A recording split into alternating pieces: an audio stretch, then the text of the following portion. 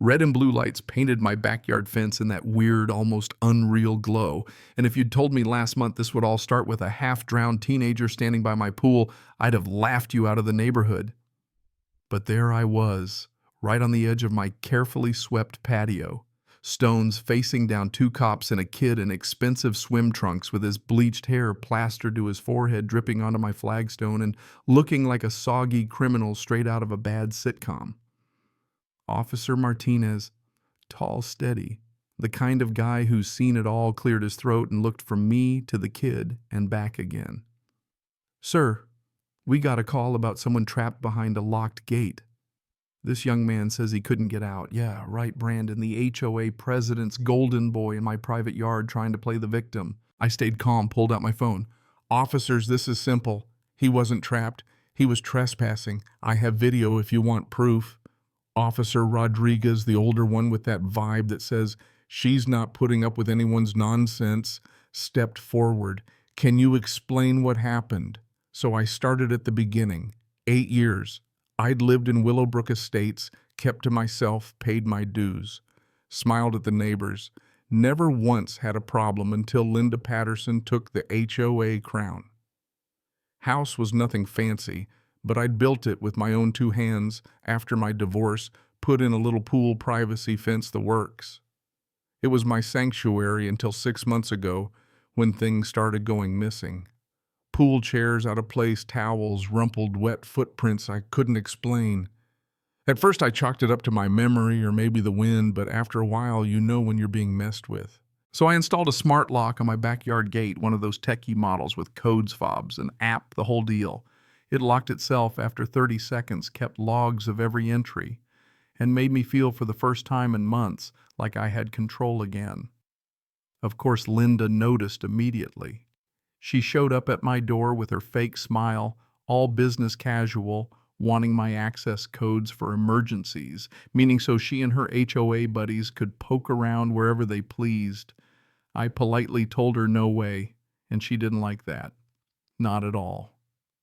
But she pretended otherwise, just said, of course, just want to be sure we're all following the rules," and left with that look in her eye.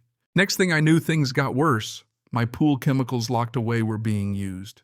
The water was always perfectly balanced, even when I hadn't touched it in a week. Someone was sneaking in, someone who knew what they were doing. The pieces didn't fall into place until my neighbor, Mrs. Chin, pulled me aside by the mailboxes.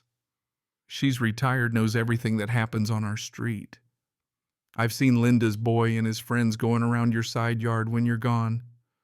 Always right after school," she whispered. That was all I needed. The next day I parked my car around the corner, snuck back, set up in my upstairs window with a full view of the pool. Sure enough, 3:15 sharp, there's Brandon and 2 of his friends hopping my fence like it's a public park, setting up towels, diving right in. I let them swim. I filmed the whole thing. When they were done, Brandon went to leave, and, well, that's where things got interesting. The gate had auto-locked just like I said it. No code, no fob, no phone app. He was stuck. I watched him try everything, pull, push, call for his buddies, but the lock wouldn't budge. After 10 minutes, he gave up and called 911, telling them he was trapped. Not his mom, not a neighbor. 911, the audacity, right? By the time the police arrived, I met them out front and led them through the house straight to my backyard, where Brandon was putting on the performance of his life. "Thank goodness you're here," he whined, shaking like he was starring in a soap opera. "I was visiting my friend and got locked in. I've been trapped for hours." Rodriguez checked her watch. "Son, the call came in 23 minutes ago." Brandon's face went red, but he kept going. It felt like hours. I'm claustrophobic. I pulled up the lock's log, showed the cops everything, video timestamps, the whole 9 yards. Brandon had never been invited, no authorized entry. His friends had bailed climbing back over the fence, but the camera caught them too. Officer Martinez studied the footage, then looked Brandon dead in the eye. "Son, this shows you climbing the fence onto private property. That's trespassing." Brandon tried to pivot. "I thought my mom said it was fine." "She's the HOA president. She has authority over the neighborhood." Martinez and Rodriguez just looked at each other. You could see they'd heard it all. Rodriguez stepped closer, firm and tired. Being the HOA president doesn't give anyone the right to enter private property without permission. And it definitely doesn't give you the right to lie to 911. The air shifted. Suddenly, Brandon looked very small in his soaking shorts. Martinez turned to me. "Sir, do you want to press charges?" I didn't even blink. Absolutely. And I'd like to report ongoing harassment from his mother, too. Brandon's eyes went wide. Wait. You can't. My mom will kill me. I'm supposed to start college. This'll ruin everything. Rodriguez didn't flinch. Maybe you should have thought of that before trespassing and wasting emergency services time. They started writing the citation, and I called Linda. She picked up on the first ring. Syrupy sweet as always. "Hello, neighbor. Hope you're having a lovely evening, Mrs. Patterson. Your son is in my backyard with 2 police officers. He's been arrested for trespassing." There was silence. I could almost hear her blood pressure spike. There must be some mistake. Brandon would never... I have video. The police have everything. She started sputtering about her authority as HOA president, so I handed the phone to Officer Martinez. He handled her like a pro. "Ma'am, your son's been cited for trespassing and filing a false emergency report. You have no legal right to access private property regardless of your position." Linda must have broken speed records, screeching up in her luxury sedan minutes later, hair a mess. Face twisted with rage, neighbors peeking from porches and behind curtains. "This is outrageous," she barked. "My son made an innocent mistake. That lock is dangerous. I'll make sure the HOA removes it." I kept my voice calm, which only made her madder. "Your son's been trespassing for months. That lock is legal, and if you so much as touch it, I'll sue." The crowd was loving it, phones out, whispering, some even filming. Linda realized she was losing the audience, but couldn't stop herself. "I'm calling an emergency HOA meeting. This isn't over." Martinez handed Brandon his citation, told him to think about his choices. "And ma'am," he said, "abusing your HOA position can result in criminal charges. Be careful." They left. Linda yanked Brandon to her car, hissing threats. Mrs. Chen patted my arm as they disappeared. "Glad you stood up to her. She's bullied people long enough." Within days, stories about Linda's overreach exploded around Willowbrook Estates. Rosebush Fines trucks towed decorative stones cited. Turns out I wasn't the only one. Linda had built a little kingdom on threats and intimidation. I gathered everything: videos, logs, emails, ready for the next HOA meeting. That Thursday, the community center was packed, standing room only.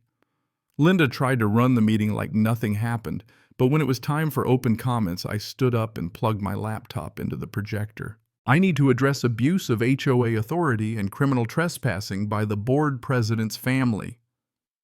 Gasps, then silence. Linda went pale.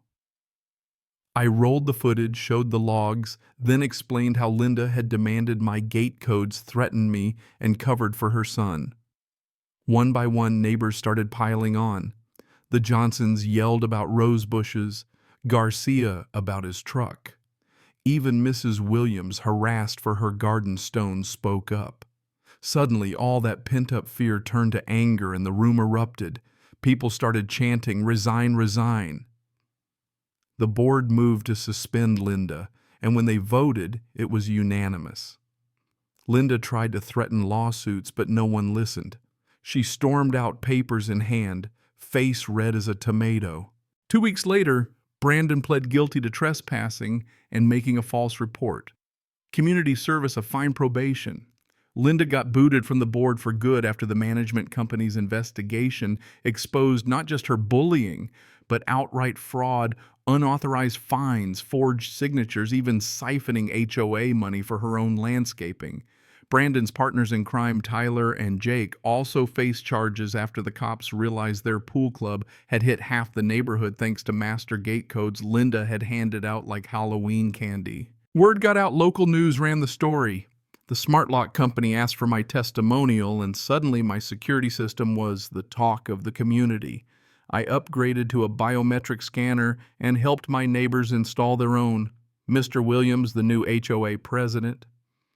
Yeah, the same guy Linda once threatened over his mailbox immediately revoked 17 bogus fines and set a rule HOA authority ends at your property line. Linda slunk off house on the market, her reputation shot. Word was her husband left her soon after, and her son lost scholarship offers because of his record. Turns out, her strict standards had tanked property values and driven good families out. The final twist. The audit found Linda had pulled the same tricks in 2 other towns running for HOA or city council, causing chaos, then bailing before getting caught. Guess her bid for local government ended before it started. The best part wasn't the win, honestly. It was what happened after neighbors started talking again, holding backyard BBQs, helping each other, even launching a tech-driven neighborhood watch. Security became a source of pride, not paranoia. Our meetings became about improvement, not intimidation. Even the city took notice, tightening laws to keep HOA bullies like Linda in check. Sometimes I sit by my pool and shake my head. All it took was a smart lock and a little backbone to tear down months of intimidation and fix a broken community. Technology didn't just protect my property, it gave everyone else the courage to stand up too. In the end, sometimes the best security isn't a fancy lock or a fingerprint scanner, it's knowing you're not alone when it's time to do the right thing. So what do you think, was I out of line pressing charges? Was Linda just doing her job, or did she cross a line? Let me know your take on HOA power neighbor rights and where you draw the line between order and overreach. Drop your thoughts below, because honestly, I think the conversation's just getting started.